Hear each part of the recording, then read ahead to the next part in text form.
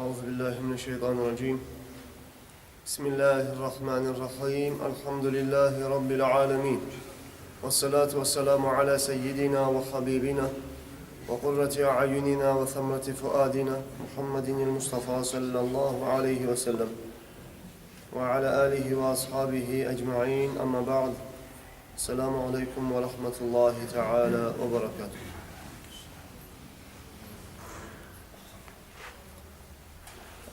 Иншаллах, дорогие мои братья, мы будем говорить о достоинствах Медины, приводить хадисы посланника Аллаха, саллаллаху алейхи вассалям. Продолжая эту тему, приведем хадис посланника Аллаха, саллаллаху алейхи вассалям, где посланник Аллаха сказал, приводится хадис от Аби Саидин, радийаллаху анху, أن رسول الله صلى الله عليه وسلم قال اللهم بارك لنا في مدينتنا اللهم اجعل مع البركة بركتين والذي نفسي بيده ما من المدينة شيء ولا شعب ولا نقب إلا عليه ملكان يحرسانها رواه مسلم.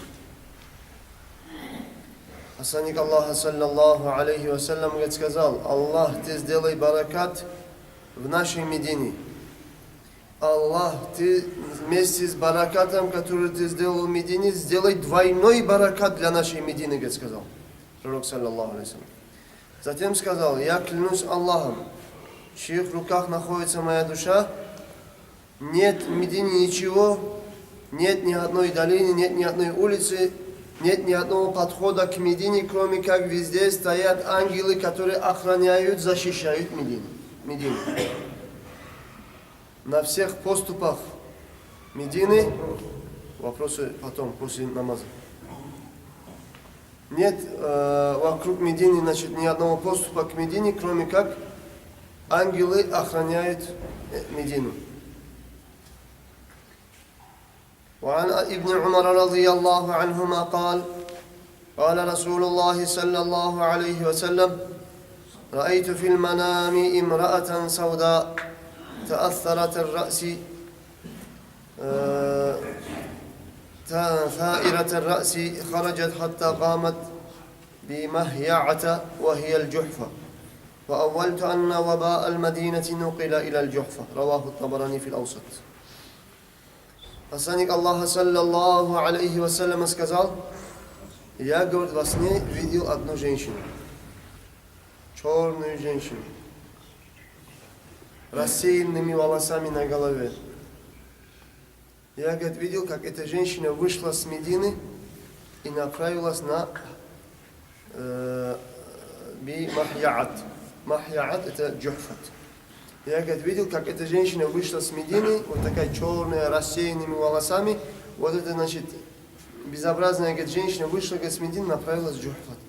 И я, говорит, это, говорит, делал такое толкование, что болезни, которые были, значит, охватаны Медина, болезни, значит, холера, проказа и так далее, горячка, эти болезни было очень много. Пророк, алейхиссалату вассалям, делал раньше дуа, мы говорили, хадис, приводили хадис, пророк, алейхиссалату вассалям, просил Аллаха: я Аллах, болезни Медины, Аллах, ты перенеси на место, называемое Джухфат.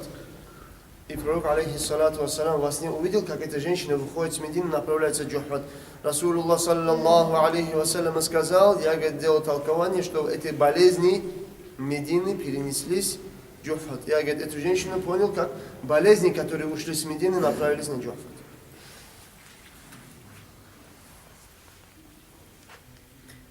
وعن أبي هريرة رضي الله عنه قال قال رسول الله صلى الله عليه وسلم المدينة قبة الإسلام ودار الإيمان وأرض الهجرة ومثوى الحلال والحرام رواه الطبراني في الأوسط.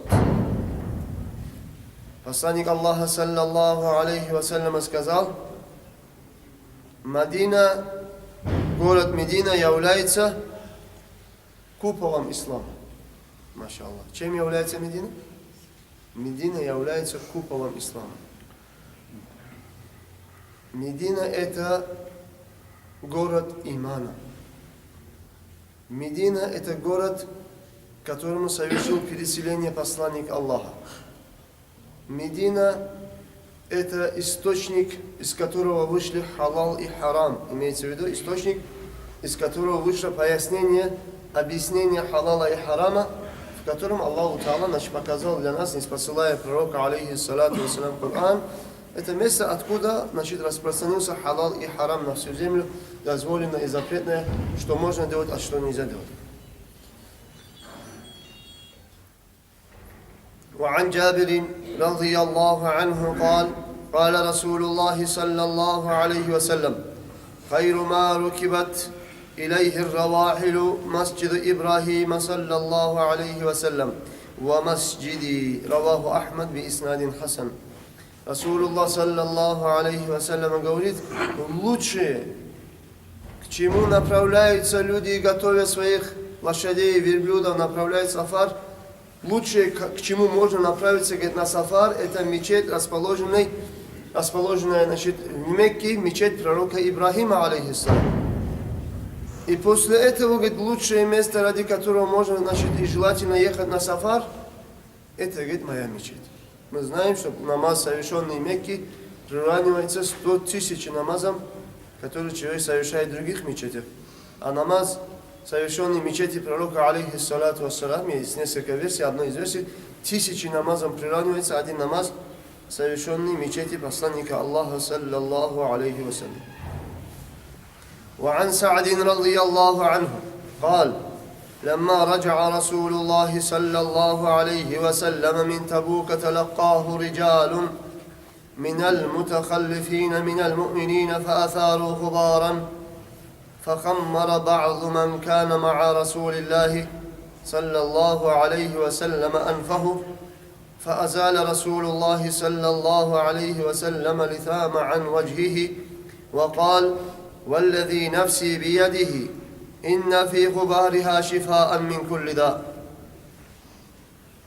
وقال وأراه ذكر ومن الجذام والبرص. Саад рассказывает, ради Аллаху анху, когда, говорит, посланник Аллаха, саллаллаху алейхи вассалям, возвращался с газавата с Табука, были мусульмане, которые не успели выйти вместе с посланником Аллаха, саллаллаху алейхи вассалям, на газават и оставались в Медине. Эти же отставшие от мусульман, не вышедшие вместе с мусульманами на газават, они вышли к посланнику Аллаха встречать его. И когда, они возвращались, обычно же арабы на голову наватывают платок и на лицо тоже закрывают ее, чтобы пыль от лошадей, которая идет пыль, чтобы ее не глотать. Когда они подошли к Медине, пророк, саллаллаху алейхи вассалям, он, говорит, открыл свое лицо и сказал: пыль Медины – это лечение от всех болезней. Вы не закрывайте свои рты, чтобы туда не попала пыль Медины, потому что, говорит, пыль Медины является лечением от всех болезней. И даже, говорит, пророк, алейхиссалату вассалам, упомянул такие болезни, как проказа и как, вот это фрункулы, вот это болезни разные, проказа, барос, вот от этих болезней тоже, говорит, является лечением пыль Медины. И, говорит, вы не закрывайте, говорит, ваши лица, чтобы, вы не глотали пыль ее, потому что, пыль Медины является лечением от всех болезней, сказал посланник Аллаха, саллаллаху алейхи вассалям.